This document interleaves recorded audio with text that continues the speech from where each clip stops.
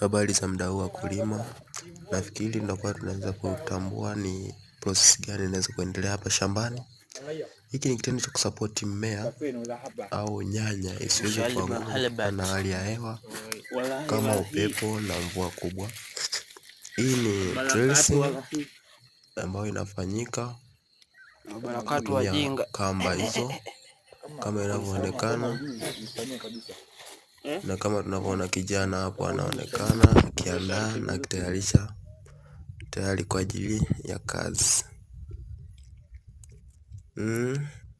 Hii ni process muhimu sana kwenye kilimo cha nyanya, kwani itasababisha na kufanya mmea uweze kusimama upright au kusimama wima na kuongeza uzalishaji, kwa sababu itaweza kuepukana na mgusano kwenye udongo ambao inaweza kusababisha magonjwa mbalimbali kama vile fungus na matatizo mbalimbali.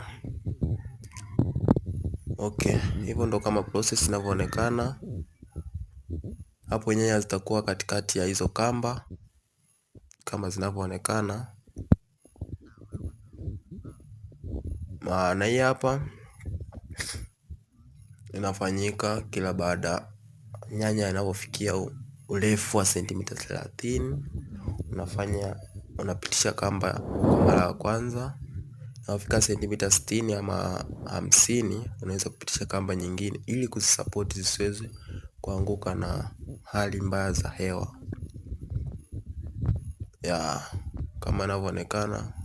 Na huu ni mwanzo tu. Video itakayofuata tutaweza kujua na kutambua vizuri zaidi. Nitaelezea kwa undani zaidi juu ya hii kazi na namna inavyofanyika. Asanteni, karibuni tena. Usisahau kusubscribe, comment na kushare ili wa kwanza kupata notification kutoka katika channel hii.